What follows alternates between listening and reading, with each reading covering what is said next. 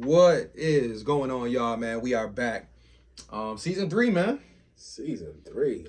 Can't believe that we have come this far, but we are here, man. It's just Sheesh. nice. We back in the basement. I know it looks slightly different, but we down here. It's a set change. Yeah, a little bit of a change down here. Slight redecoration. But we're here. We're comfortable. A lot going on. A lot has changed. I think the last time we recorded was like right before the season ended, or we might have did one more. The week of the Super Bowl, maybe. Yeah, we might have did one more before the Super Bowl. But either way, man, we in the month of March. March Madness. It brings a lot of different things. I mean, the team is still going through a change right now. There's some changes. There's some changes, man. We done lost some players. We done got some players back. I'll start with one of our favorites. And just to catch everybody up, I hope everybody doing well.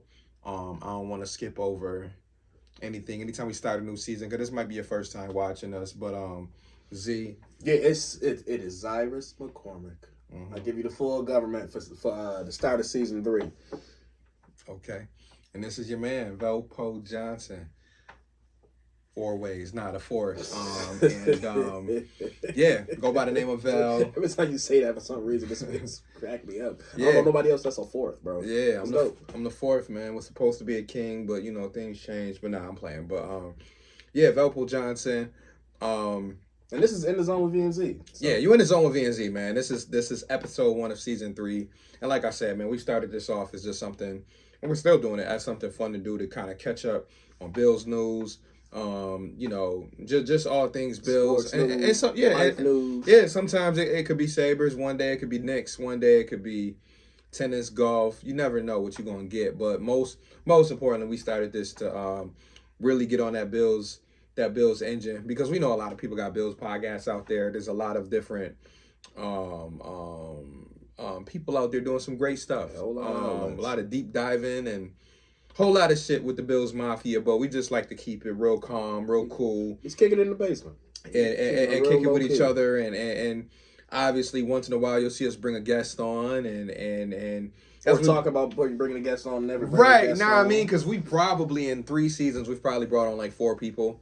That's probably about it. That's about 4, right? D-Dot was here, Smack. D-Dot, my boy Matt Coaster was here. Matt. Chris been on like twice. So we'll try to get some more heads on here, because there are people who I give credit to. They do listen, and there are some people out there who actually do know what they talking about. Because that's the thing too. I try to refrain from talking to a lot of people who really don't know football or don't. Keep it real casual. Yeah, because you know what I mean? Because it be a whole lot of stuff. Like It can be tight. Yeah, man. Like the internet is a weird place, because obviously you have the freedom to say what you want online. But with that comes a lot of dumb comments, comes a lot of overreactions. We're early in free agency, so right now the main theme of Bills Mafia is, we're done. Like, oh my God, what is closing? What is being doing? And don't get me wrong, this is the part of March where it can be tough to watch other players go to other places, especially guys you had your eyes on. There's safeties out there. I saw leave today, Jeremy Chin being one. Who picked up Chin? I didn't even see that.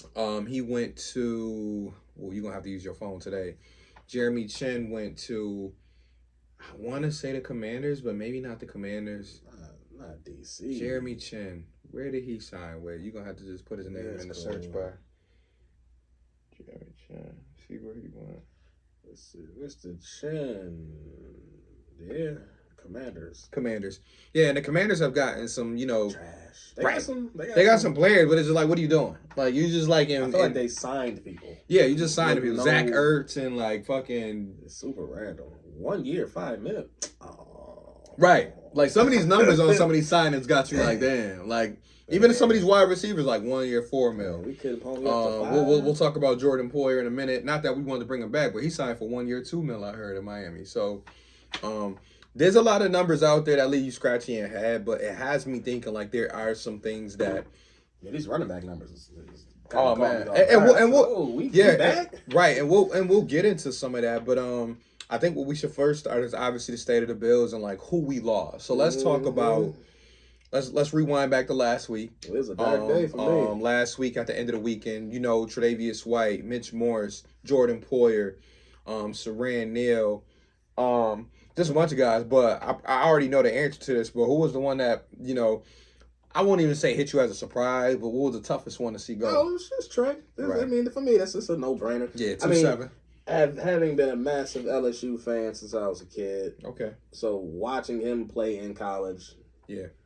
Being excited when the Bills drafted him, and then seeing the type of person he is on and off the field, that was my favorite player this whole era. And I got a chance to meet him and his lady this past seeing that cut, I was just like, bro, that one cut deep. Again, none of the cuts they made I thought were bad decisions. Yeah, nah, it wasn't extremely surprising. Like Mitch Morse, maybe slightly, yeah. But I remember last year the reasoning behind it still made sense. So none of the cuts were bad decisions in my book. It's tough when you see your favorite players have to be the ones to go, especially Trey coming off back-to-back major injuries. Right, you feel for him on a human level. Yeah.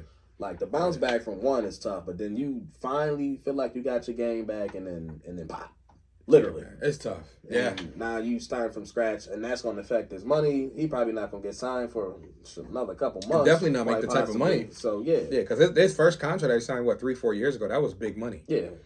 So he may not ever see that contract. At best, he probably going to get a low prove-it deal. Yep, he'll get a 5, 6, maybe. Yeah. But if he can, ball out, then maybe he can get himself a decent contract next year. So I definitely... Trey, just don't come to the division, man. Don't bro, pull a Poyer, please. I don't want to deal with you. Stay out west, bro. Go to, Seattle or something. Yeah. Go Chicago. I can see him in Chicago. They listen, I don't get how they still got cap space, bro. They've been throwing out money left and right these last 2 years. I like their GM though. He be moving. They making moves. He be moving. If they can get the quarterback position right, yeah, they be all right. But yeah, but that trade one, that's the one that hurt the most. I was cool with everything else. Yeah, I mean everybody. It's all 30+ players in Saran Neal, which is a expensive special teams guy, player. But he ain't no Steve Tasker. Right on the special teams that underperform. Right. So I was cool with that. Deontay Hardy, I think we knew for a couple months now that this was what was coming down. Honestly, I thought it was going to be either him or Nyheim Hines, but when they both went, I was just like, all right, boom, they hitting the reset. Too. Yep, they hitting the reset. Yeah, and I also felt for Nyheim Hines too. Yeah, but again, another one, injuries. Yeah, it sucks. And you got to remember too, just to talk about these guys that left. More than half of them have battled injuries the last 3 years, and I think the Bills are really trying to shift to you know what. We got to be healthy for a full year. Yeah. And if we got any guys that's banged up, nicked up on a consistent basis, whether it's a concussion here or it's a serious injury there, like Jordan Poyer has literally been playing bruised up for the last 2.5 years. Bro, with duct tape. Mitch Morse he battled through those. So right, and he did. Right. Oh, yeah. Nothing but respect for Poyer.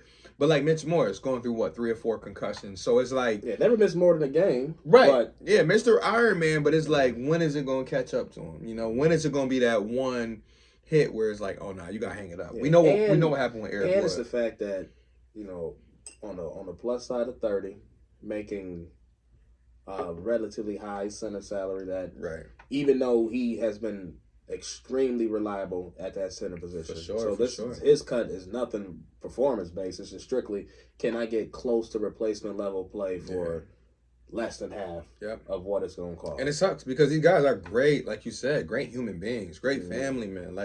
These are guys. These are all stable players over the last. Especially if you talk about Tre'Davious White, who came in with McDermott. So it's this is a guy. That's number 1 draft pick. That's first pick that is. This is the guy you draft.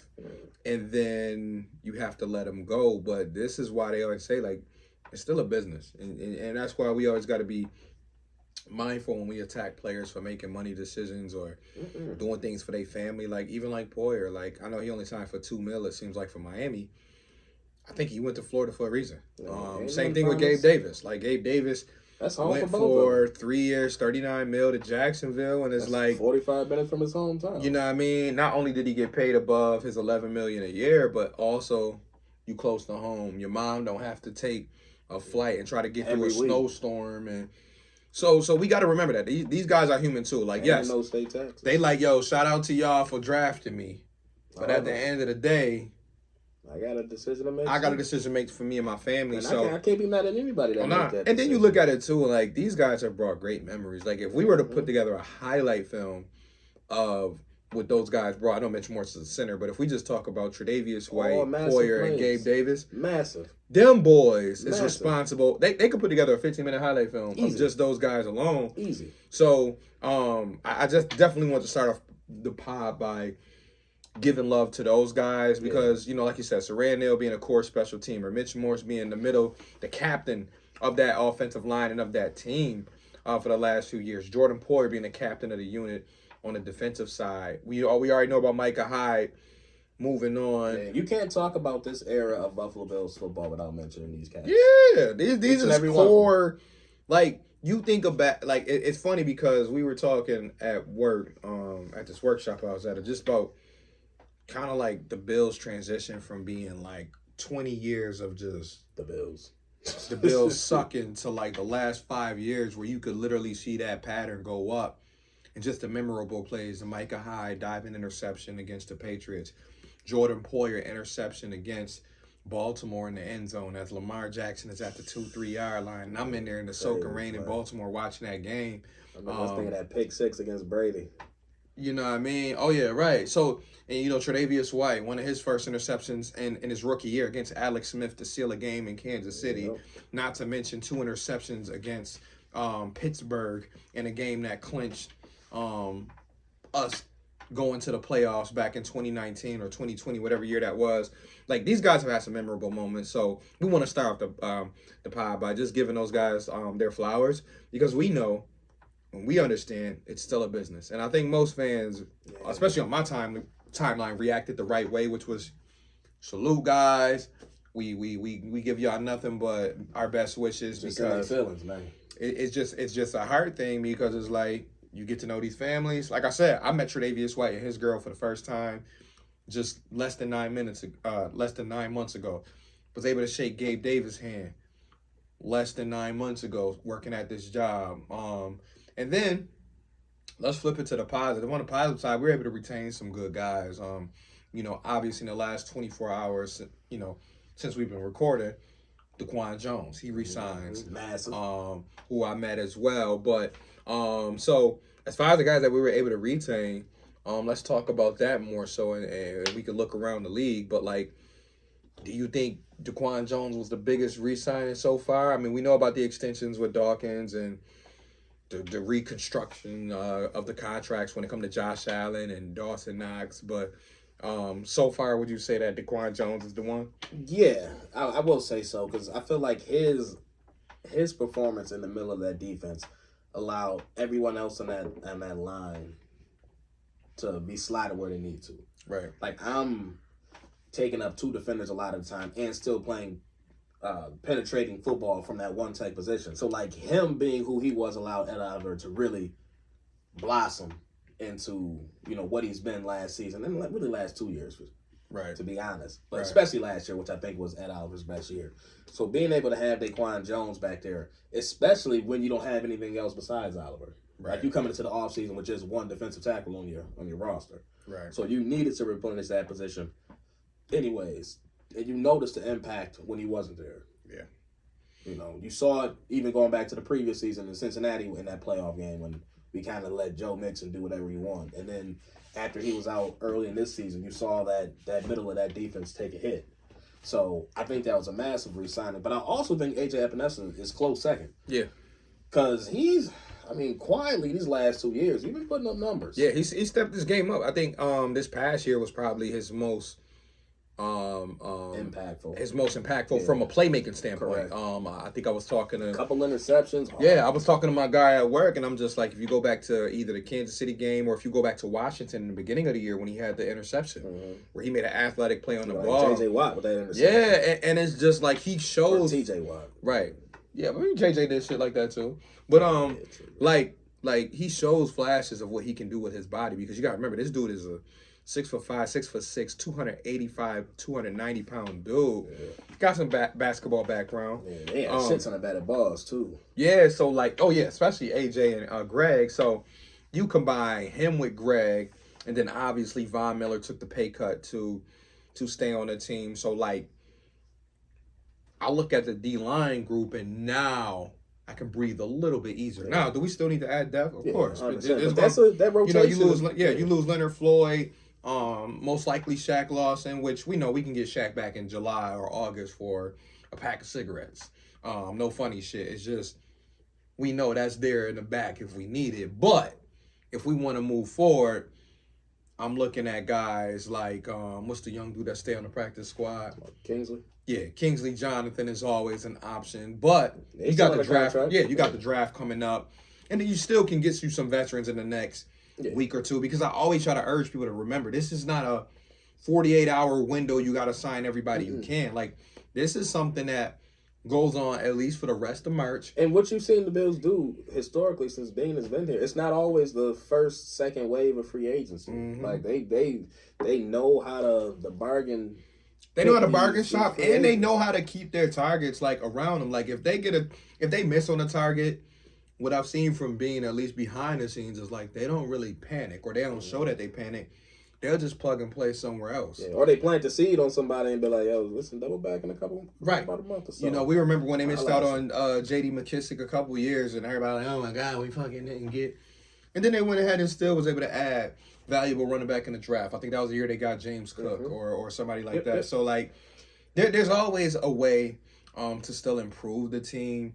And it doesn't have to happen in the first 48 hours. Because, like, I was reminding people at work, I'm like, yo, y'all still know this is the tampering period. Right. Like, free agency hasn't even started yet. Yeah, it officially starts Wednesday at 4 p.m. And I know this episode will drop on Thursday, so we'll probably have more information by the time this drop. But, like, I urge people to stay patient. I urge people to realize that even though we joke around and say the cap is a myth, cap is a real thing.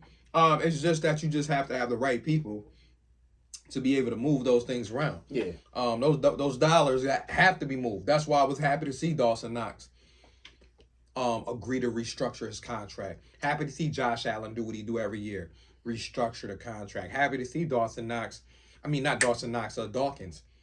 extend his contract. Again, freeing up money, because that's what it's all about. Hopefully Taron Johnson is next, because guess what? A Taron Johnson extension, we freeing up some more money. So, like, stay patient. I beg you guys that this is not going to just be another Bills year where we just fucking sign nobody. They going to figure it out. Yeah, the thing is, on that defense side, they had a lot of holes, and you weren't going to fill all those holes by signing brand new players. Because again, I don't think it'd be wise to roll up and say, look, we got 13 new defensive players in this scheme. You need some people who are already established in this position. And granted, I don't think it's going to be the exact same defense that we've seen to a T. But that system as a whole will still be what it's been.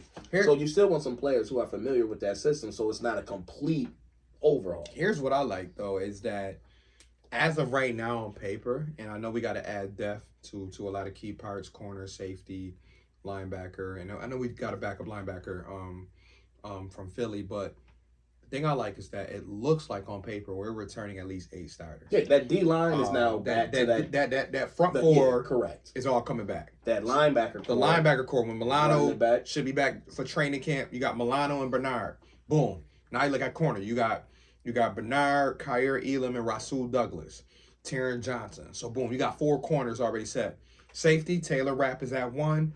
We'll figure out who's at the other one. You know, you got Cam Lewis as your third safety. So, I'm looking at it like we getting back 80 to 90% of our starters, which for McDermott, I know he likes that. That's because huge. He wants that. He wants that D to always be in lockstep. He like, on offense, I know I got Josh Allen, I know I got Diggs, and I got James Cook, and I got Kincaid, and I got Knox. Yeah, but now it's about getting those rotational pieces. Right, and I think they will. I think you'll see a veteran running back get added. But what's good about this, though, having, like, you got your starters for the most part set on defense. Yep. But you got those depth positions not filled yet. But this is where now you can bring some young talent. Yeah. Now you can bring some speed. Now you can bring a different set of skills. Because granted, the last 5-6 years, this has been a super veteran defense. Yeah. And not the most athletic of players. Right. So this gives... Oh, you can become more athletic. This gives a chance to actually reset, get an influx of young, talented players. Yep. So it's like, yo, now I'm excited to see... Because you're already younger at corner now, because you got Benford and Kyer Elam to go along with Rasul Douglas. Which is kind of like a swap out Trey for Right. Joe Douglas. Right. Similar age, similar Right. skill set. So swap, Right. swap, and you still got youth. And you still got youth there, and you got younger at safety, which you're going to add back there. But you got right now Taylor Rapp and Cam Lewis. Yeah, but you're going to add there. Yeah, you're going to add there. I need traits at that next stage. Oh, yeah. Draft me a safety who just got a great skill set, super rangy, super athletic, Definitely. who can sit there and learn. Exactly. I don't need you to ball out year one, but Right. sit there and learn. Yeah, If I got to roll with Rapp and Lewis, I mean, shit, I can roll with Rapp. Yeah, Lewis. but realistically, I would love to have Lewis be the third safety. Yeah, I mean, ideally. In the real world, that's what I would prefer, but we'll see what they do. I mean, this is why this part is open, and even if we flip too, right, and even if we flip it to offense, like it's not as horrible as we think when you know you got the draft coming up. There's one starting position open, right, and that's really wide receiver too. Yeah. But you got your slot and Shakir. You got your two tight ends already set. You got your number one wide receiver. You got your franchise quarterback, which is ding ding ding ding number one. You got 4 of your 5 offensive linemen in there, and they already said they're just going to throw David Edwards in that mix, and they'll probably bring in somebody to compete with him. But he's been starting level 45 games. He started 45 games in his career with the Rams. So like, I like where it's going. It's just this is where you add the meat and the bones. This is where you add the guts. You know, I talk furniture terms for a living. So like, we talk about mattresses. Mattresses are nothing without the inside of the mattress. So the inside of this team is the only part that needs filling. The outer layer, as far as the key starters, the players that you put on the pamphlet for the primetime games, they still there. Frame is good. Yeah. So if I was handing out a flyer of the Bills, I still got Josh Allen on the flyer. I still got Stephon Diggs on the flyer. I still got James Cook on the flyer. I still got Von Miller on the flyer. I still got Matt Milano on the flyer. Do you want me to keep going? Oh, Rasul Douglas. I still got Bernard. So I still got my playmakers. It's just now I got to add more. It's just about adding more, because guess what? If this guy get down, who can I throw in there? Okay, cool. I got that covered. And Bills have always been about depth since Bean has been on the team. So like, I'm not afraid to be like, hey, Bean, we need more depth. Full 53. Bean is going to be like, say less. They've always found a way. Roster. Yeah, they've always found a way. It's not like, the last 3 players on that roster is trash. Like, top to bottom, they always have solid players. They will make you scratch and claw to make this team. But to shift our focus from the Bills quickly until we get an alert that the Bills did something, because like I told Z when I talked to him on the phone yesterday, I said, yo, if we get a bomb while we recording, we definitely gonna drop the bomb live so we can get a live reaction. So we'll be checking our phones for that. Around the league, most surprising addition so far across the league for you? I think it's Saquon to Philly. I don't think I really saw that, because one, I didn't expect Philly to invest that much into the running back position. Okay. After already having DeAndre Swift. Yeah. After already having good running backs for the last.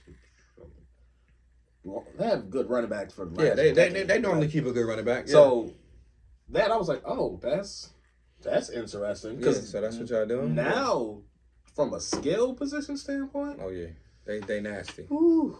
You got Jalen Hurts, you got Saquon Barkley, you got AJ Brown, you got Devontae Smith. That's nasty, man. You got Goddard still. I'm like, yo, that's. Woo! Yeah, man. Eagles, I'll give them credit, and then on defense you add back Gardner Johnson. Mm-hmm. I gotta say the NFC East, as always, they're gonna be competitive. The Giants obviously are being the Bills of the NFC, adding in their guys. Yeah, Dallas about to fall off. Dallas is definitely going to probably take a step down. Now, like I said, it's still early, so I'm not sitting here. But like, if we're talking pre-draft rankings, it's probably going to be, to me, Eagles. I would say Giants and Dallas kind of neck and neck. Yeah. Only because Giants get a quarterback, and that's what I was going to say. It's still the key position, and that's why I tell people all the time about the Bills.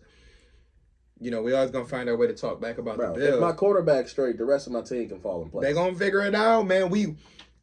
And here's my quickest example is, did we not learn from Patrick Mahomes last year that even if my supporting cast looked mid for 95% of the year, I just need him to be halfway decent when it counts.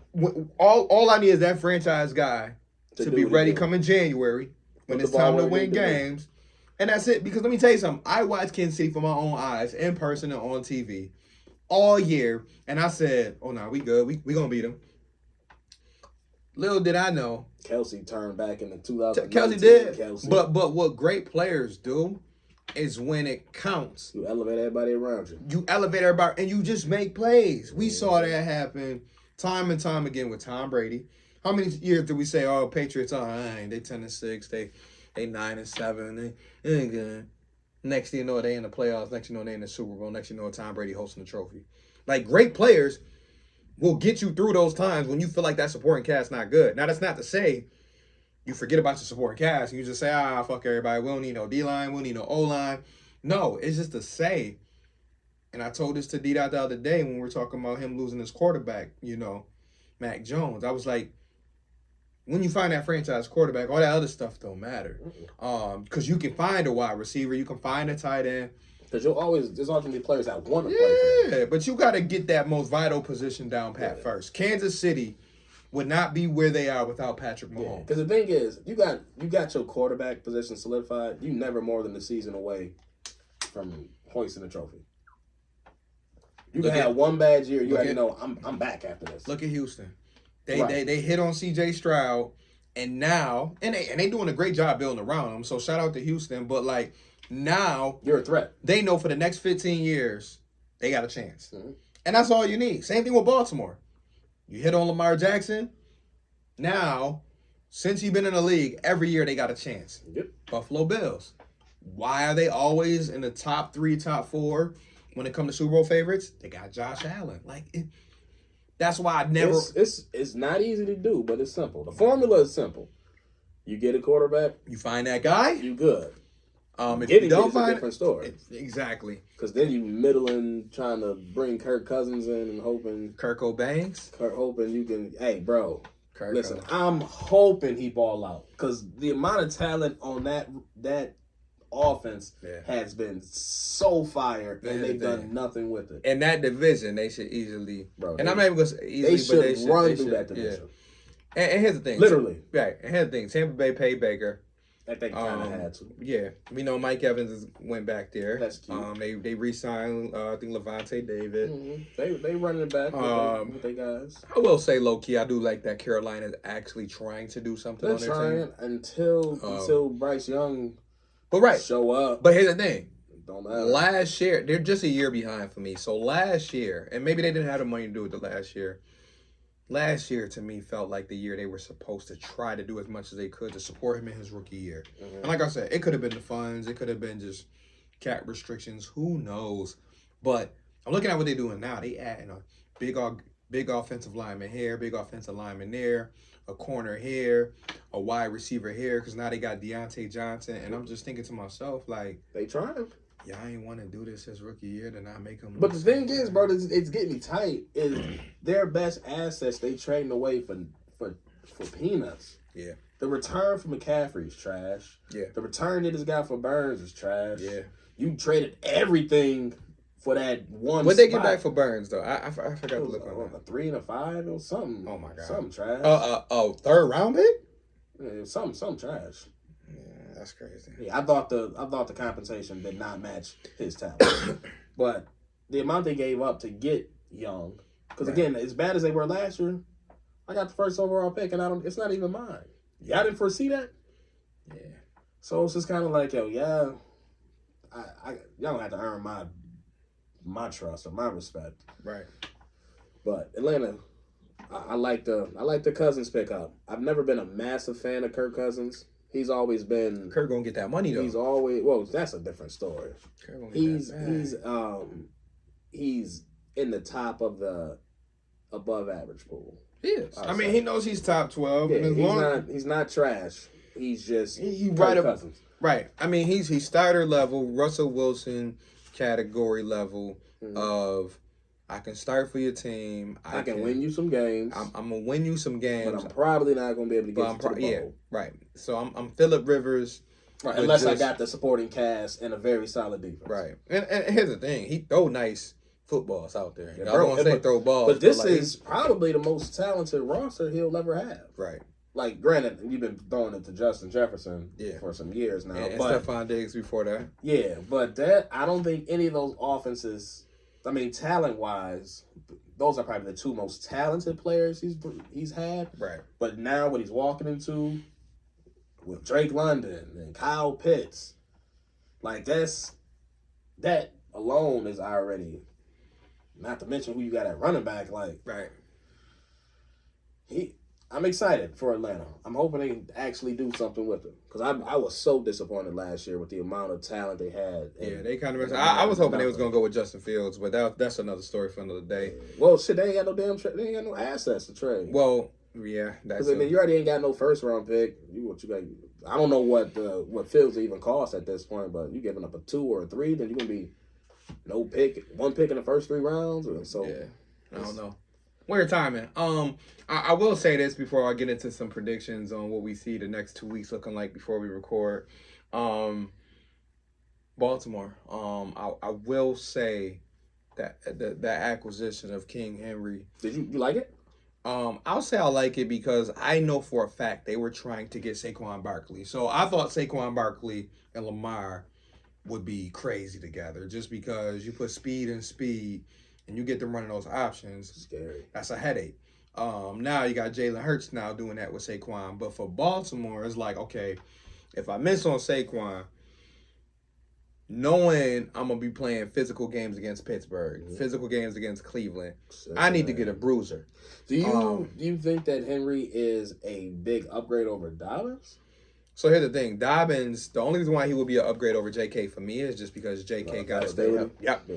And that's the only thing. Like, Henry, as much as he gets hit, and we all know that he's only going to be good for another a year or two in this league before he probably checks out, Henry can still play 16 games, 17 games. J.K. got to prove to somebody. I don't think he's ever played a full season. He got to prove to somebody that he can last a full season. So if I'm Baltimore, I'm like, at least I know Henry in a divisional game when I need tough yardage, I know he can give me the first down. If I'm at the 4-yard line, I ain't got to worry about spreading out and having Lamar try to pick up that yardage if a wide receiver not open, because I know for a fact they tried to spread it out this year. They tried to get their receivers involved and everybody else, but like they still ain't their identity is still running the ball. So I think this was the only solution for them to try to make teams say, hey, listen, nah, Lamar and Derrick Henry, nah, we bring in 8 in the box. Yeah, I want to see Baltimore from a football fan standpoint, not necessarily a Buffalo Bills fan standpoint, but a football fan standpoint. I want to see them make heavy investments in the receivers, but they just seem so reluctant to do it. Like, granted, there's still offseason left, so they can still sign a receiver. Yeah, because you can get somebody to go with Zay Flowers. But really it's like, you have...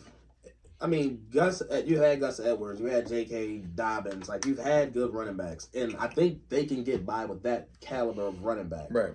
But I want to see that offense expand at the receiver position. You had Zay Flowers, you had Odell kind of in the mix, and you had Bateman, who was always super hot or cold. Right. Like, I want to see them actually invest in that receiving room and let Lamar just drop back and do what he do. Like, I'm sick of that team being so run heavy. Right. Like, I want them to get away from that identity, but it's like they just doubling down. So you add in someone who's always commanding 20 carries a game. So it's like, yo, do y'all just really want to be that ground and pound in 2024? That's the method now. They can't help it, man. So I don't know, man. It's after all this, it feel like they still somehow don't trust Lamar, and that's just my opinion. I could be completely wrong. Okay. But I just feel like, yo, he's coming off an MVP season. You still don't want him to just unleash his arm. Like, you still feel like you need a top-level running back to make this offense click. Like, bro, go let Lamar to be the quarterback that he can be. That's what kind of annoys me, but... All right, so as I'm looking at this list... It's a good pick, though. Yeah, I'm looking at this He's still a good player. I'm not mad at it. Yeah, nah, I just thought, like, I was at work and I saw that. I was like, makes sense. Because I just know no matter what, they always going to look for that. Something to add to the run game. So I'm scrolling through real quick, y'all, just some of the best free agents available. It's crazy to see you. Man, I know, like number 92, they got Tyrell Dodson, number 100. They got But he still got Dodson above Michael Thomas, which is crazy. That seems kind of wild. Which is crazy. I didn't know Michael Thomas was a free agent. Yeah, he is. So he got Quandre nice Diggs. if he could have stayed. So I'm looking at the list. Quandre Diggs is 31, so I'll pass on that. We don't need to get anybody in the 30s, even though I'm sitting here 30 plus. I need to see where we going for safety because it's time to. So right now, as we scroll through the list, because we're doing this live on here, you got Jordan Whitehead, who picked off Josh Allen last year, 3 years. Safety from Pittsburgh, 27 years old. He had the game of his life. Game of his life, and that was like the biggest game of his life. Jordan Fuller from the from the Rams. He was on the Rams, Chargers. Because definitely need to look at safety because we got to add a veteran safety. No, I saw another safety in here that I was thinking of. Justin Simmons, of course. Julian Blackmon with the Colts. Cameron Curl. That's someone who I need to watch more of because his name comes up quite a few times. And that's mainly it for safeties. There's obviously some receivers still left, like Calvin Ridley, Hollywood Brown. Couple safeties came off the board today. Shen got signed. And Gardner Johnson. And I thought Budda Baker was available, but maybe they got to get him through trade. Yeah, so Jeffrey Simmons is there. That would command a fairly decent safety contract. Yeah, I don't know how much money I want to tie up in that back end, but I don't think I feel comfortable with Rapp and a rookie or Rapp and Lewis. Definitely. I need a vet. Oh, yeah. Nah. They're going to sign a veteran safety no matter what way we look at it. I'm trying to dive into Cameron Curl's information here. Young dude from... he's with the Commanders. with the Commanders, but 6'2", 198, not bad size. But they're definitely going to have to address a veteran safety or so. I do want to have a bold prediction and say that they will make at least one splash signing at the wide receiver or defensive line position. And when I say splash, I'm not talking about fucking... You just mean more of a household Odell name? I'm thinking household name, whether it's Eric Armstead with, former San Francisco, whether it's a veteran defensive lineman like a Jadeveon Clowney, or just somebody who is willing to take that $4 or $5 million. Because right now, the one thing I do like about waiting is that now you're starting to get those guys who are willing to take maybe slightly lower than what they anticipated. Because when you get to the Wednesdays, the Thursdays, the Fridays, and even when you get into week 2, now you really talking about dudes taking some, I fucking do my prove it deal. Right. You know what I mean? Let's sign for this. Let's put some incentives on there. But I really think that the Bills label speaks for itself. And you got enough defenders out there who respect Josh Allen and be like, you know what? I ain't never played with a QB like that. Fuck it, let me go out there. If I'm a Hollywood Brown, I played with Lamar, I played with Kyle Murray. Maybe I want to do a prove it deal with the Bills and play with Josh Allen and Stephon Diggs to prove that I can be a number 2 weapon and be a highlight reel type of guy that I was supposed to be coming out of college. So I think that there is going to be a splash signing between those two groups, either wide receiver or defensive line. And then, like you said, I expect them to sign a veteran safety this week. If it was up to me, they'd be under the age of 30. Just because that'd be ideal. Because I need a youth movement. And they've already started the youth movement, so it's like I need to make sure we are going in that direction because we already are. I mean, Diggs right now, they said, especially on the offensive side, I think they said Diggs is the oldest guy on the team defensively right now. Obviously, I know Von Miller is the oldest on the team. So, I'm ready for the youth movement. I'm ready for them to make another move or two. Just honestly to solidify, again, that safety group from the wide receiver standpoint. Give me another veteran who I can throw in there. I think a couple sneaky ones. Curtis Samuel is a guy who they can get before the draft because we already know right now, unless they make a mega trade in the next 10 days, they're going to draft a wide receiver in round 1 or 2. It's coming. If it don't come round 1, it's coming round 2. It needs to happen. So you're getting your future number 1 or your future number 2 receiver in the top 2 rounds of the draft. I mean, I think the writing's on the wall. This kind of happened 2 years ago when Kaiir Elam was drafted in the first round where we didn't address corner and free agency. We just kind of re-signed Dane Jackson and everybody was like, so they ain't going to be our number 2 again?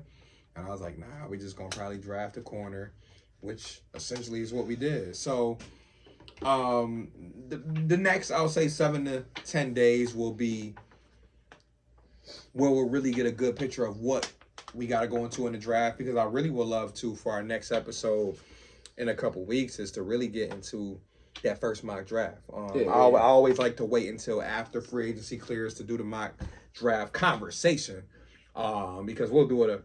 Obviously, have an official episode dedicated to the mock draft alone. I think last year we did it with Dennis, so we might bring him back. Mm-hmm. Maybe we'll get somebody else on as well, but like, can't do it too early. Right. Obviously, at least got to get through free agency. Yeah, because you see them people, they try to drop them early, and I'm like, well, let's see what holes get filled. Yeah, and I'm just curious to see how the next couple days play out, because I do want the Bills to fill a few more holes before free agency show up. Like I would like to get. Thank you. Yep. I would like to see him get, a little veteran running back. I wouldn't be mad, Ezekiel Elliott at the right number. That style of running back at the number 2. A.J. Dillon? Yes. Yes and no? Yes and no. But okay. Yes. Again, I like him out of college, I will say that. Yeah. No, I mean, I'll even take a look at a guy like KJ Osborne, too, by the way. Yeah, he would be someone who would fit nicely on the team. A reliable set of hands. UB product. Yeah. Shout out to UB. Also dope. Yeah. But Zeke, I say I use his name specifically, but it's more of the skill set that he brings. Someone who is a reliable pass blocker, who has dependable hands in the passing game, and someone who you can get a ball to if you need a yard or two and get that yard.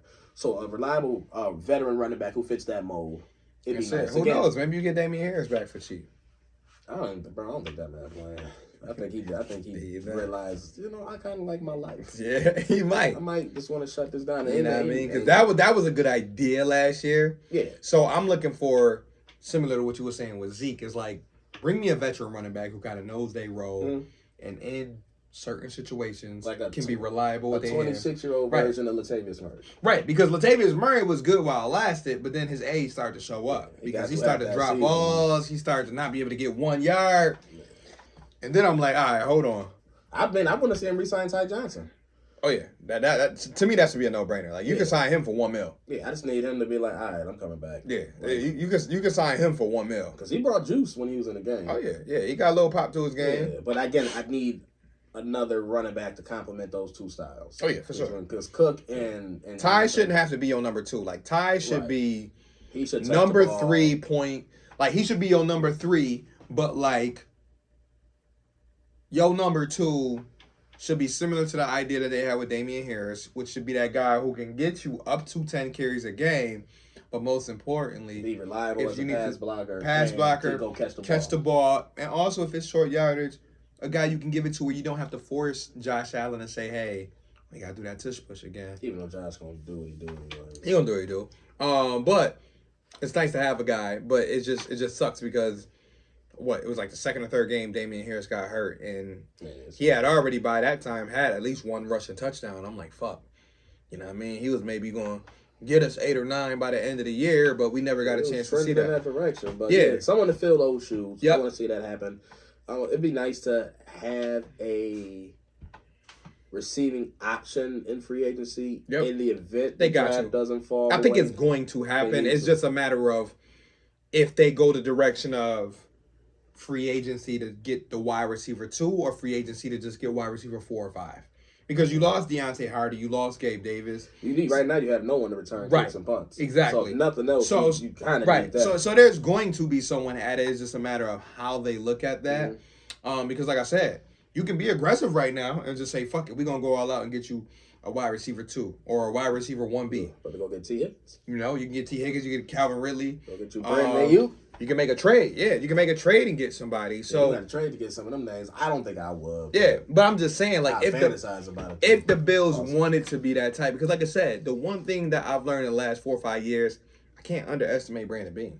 Yeah, because he just be swinging. Yeah, because like we was talking at work the other day too, and we'll wrap this up. But we was like, how many times in the last few years have been like we ain't got no money next year? And then Von Miller signs for 6 years. Whoa, what's up? Yeah, you like bro, we had $3 million in cap space. I thought, you what? Same thing with Stephon Diggs 4 years ago. So like, I'm still trying to think what was I doing when that Von Miller news came out. I remember I was looking at I was sitting on the couch upstairs, and I was just like, reading the bottom of the ticker and it said Von Miller, blah, blah, blah. And I just remember just going right to my phone, hit my refresh, and I'm just hitting everybody up. I'm like, oh, shit. Beep, beep, beep, beep, beep. Because I'm like, nah. And then they show Von live post. He like, yeah, just want to tell everybody signing with the Buffalo Bills. I said, Lord have mercy. We done got Von Miller. And that might have been our first year recording too, because we talked about it and all of that. So, happy. But you know what's crazy though? 2-year anniversary Von is before he got hurt that first season, bro was really balling. He was. And so many people now dog him and like, oh, he ain't did nothing since he been here. I'm like, so y'all just completely ignoring those first 8-9 games when he was dominating. 8 sacks. And each and every one of those sacks were either turnovers or big plays, not just a random sack that's kind of stat pattern. When we talking, it's third down in the fourth quarter to close out a game, or it's a strip sack to get the ball back to the offense. So I'm like, yo, man, it's a big if at this point. At his age, coming off another injury, not another injury, but just still coming off that knee. But just like, getting to 100%. Because honestly, get back to that. Yeah, because if he can get to 100% and play one last year, bro, that's a completely different defense. Yeah. And that's the key is like if you got AJ, you got Greg, you got Von, and then obviously they'll add in a couple more guys. Because I want AJ in that rotation. Oh, AJ going to definitely. Yeah, I need his numbers to increase. Yeah. Especially with now with Floyd out, so his numbers should naturally increase. Right. He should be, until Von prove otherwise, he should be the first one on that field. Damn near. With Rousseau. Right. I mean, I feel like you still probably got to throw Von out there. You got to throw Von out there. But he needs to be heavily in that rotation. Right. Yeah, it's to be seen, but again, I like where the D line is headed. It's just let's get more depth in there. AJ's going up. Linebacker room, you going to sign another linebacker. I can't wait to see these boys out there. Oh yeah, Bernard and Milano together. Yes, bro, I cannot wait. They teased us for like 2 games. Those first 2 games. That Washington game, man. That Washington game was a sight to see because, like I said, I was there live, and I just remember like that was Bernard's like coming out party because Bernard had like 2 picks in that game, like 3 sacks, and Milano was balling all over the field, and I'm just like, oh, so this is what these boys flying. So these boys can cool. So you look at the front 7. If the front 7 is able to do what their job is, Benford, Rasul Douglas, Kyer, Taron Johnson. I want to see what Kyer even do with a little bit of a fresh start. Right, because he's going to get a chance to once again. Different coaches back there, a little bit of a different scheme. Yep, he's going to get a chance to once again compete this year. You know, I still expect Rasul to play his position, but he's going to get a chance to compete with Benford again. Now, if Benford holds it down, Benford holds it down. That means that Benford is man win. Yeah, it just means that Benford is who he is. Either way, look, two corner picks that year. If one of them evolves to a starter, I win. Right. And then if Kyer ends up being a valuable number 3 corner, I'm not mad. Because I still got a starter out of that draft. Exactly. So it's like I still got a guy who in the nick of nothing else is valuable depth. Yeah, because guess what? We saw last year firsthand. Need the shit. If somebody go down, wrist injury, knee injury, whatever the case may be, I know I can throw Kyer in there. He can still make a play. Yeah, you bringing Dane Jackson back if you for cheap. If it needs to, $800K. Yeah. Listen, if you don't grab a young corner or something or a veteran depth cornerback and Dane is still floating around post draft. Let him know, hey, listen, you a backup, but listen, you want to come back. I mean, you want to come back for 1 year on them. Benford, sorry, no, I'm just letting you know. Benford and Kyer most of the time. Yeah, just as a depth. Because Dane did what he did, but you know, again, I still want to see more athletic traits. Yeah, I need more. I need more than Dane. But Dane, if you want to come be a backup, holla at us. Special teams and all that. So, just wrap this up. I do want to say I'm looking forward to getting into this next period because right now we're on the edge of getting into the end of March in a couple of weeks, and that's really going to be gearing up for obviously the more draft combos we go deeper into, and hopefully by the next episode too, we can really, really get a better picture of what that first through the 3rd round looks like. I mean, the 4th through the 7th, we know that's normally where the Bills fill up their depth, but for my own personal reasons, I just want to know what we really need to focus on. I know wide receivers are focused. I know right now safety and D-line is focus. It's the focus. Yeah, it's the focus. I'm in the same spot I've been for the last 3. I've been on this same spot for probably 3 years now. Yeah. Go get me my receiver in the 1st round finally. Just give me a guy who can get that separation, man. I need that acceleration. I need that ability to break out. And I need them hands and that speed, please, because we got to burn Poyer ass twice a year. So we got to torch this motherfucker. We got to torch. Shout out to Poe. Shout out to Poe. But guess what? You got to get torched though, because Josh knows, and I know you know Josh too. But guess what? You not outrunning no Josh D-ball, so you can keep that with Bush and them. But guess what, guys? We ain't gonna hold y'all for an hour. Give y'all about 10 minutes of free time, but we appreciate y'all for locking in with us. This is our first episode of season 3. Season 3. So if this is your first time rocking with us, man, guess what? You in for a long ride. We got 9 more months of this shit. And we appreciate you rocking with us for this week. Oh yeah. So you can find us on YouTube, Inside the Zone at VNZ, Inside the Zone with VNZ. If you type that in, you'll see our information pop up. We on Spotify, Apple, just all of your favorite extras. Anchor, if you use Anchor. Anywhere you find your favorite Instagram, Twitter. We have our own personal Twitters, but we also have our main page that we'll be trying to make more use of, especially as we get into draft time, throwing our mocks up there, and just honestly putting our episodes up there. So follow us, subscribe, and we appreciate y'all, man. Like I said, this is season 3. We started this off, like I said, as something to just collectively get together and just try to join forces and have some beautiful Buffalo Bills and sports talk with y'all. Go Sabres, go Bandits. Big 7-3 win today. Go Sabres. Yeah, go Knicks, go Syracuse. Except for Julius Randle. Yeah, listen. I found myself missing that boy. I ain't gonna hold you. The team look a little different without you. It do. So I gotta say, I miss you, Jew. I'm sorry. not the I'm sorry. I'm sorry.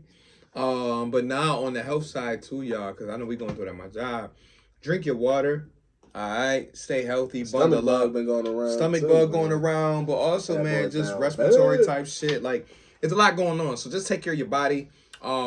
Safe travels to everybody that's traveling around. I know I got some travels coming up. Take care of your chicken. Shout out to all the March birthdays. So I'll give a shout out to my little sister. Her birthday is this week. Shout out to March Madness. Man, forget all that. March Madness. This women's tournament about to be fired. I just cut you off. You did. Shouting out your sister's birthday. I'm not sure which one of his sisters. Sharifa, my apologies. Yep. And I know all y'all listen. All my apologies. Happy you good. You good. Go ahead, March Madness. I was just about to say, listen, this women's tournament about to be fired. It is. I can't wait for South Carolina and LSU to play again. Please line up again. Need y'all to meet again. And I need LSU and Caitlin Clark and them boys to play again, too. Because I need Angel Reese versus Caitlin Clark one more time, too. Just off of what happened last year. So it's about to be a fire. I love it. Spicy. It's spicy. So if you're not into women's basketball right now, I'm telling you right now, lock in.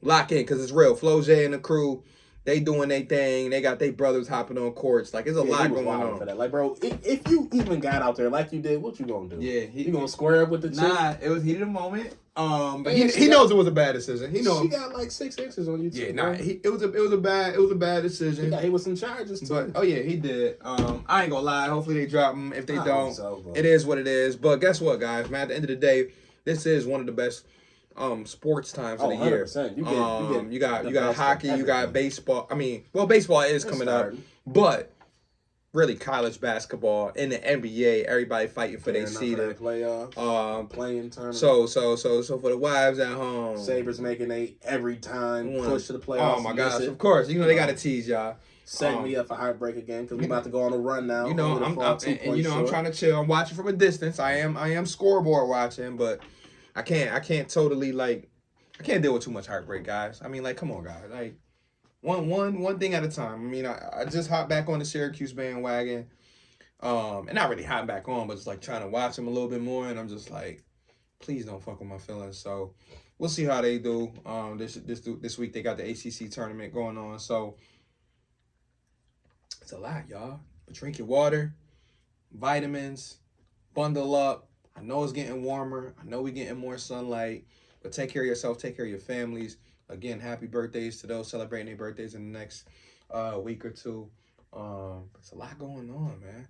But shout out to y'all. And we going to see y'all in a couple weeks. Wow. And we going to get back to that free agency talk and talk draft. So this is Val. And Z. We'll see y'all soon. Peace out.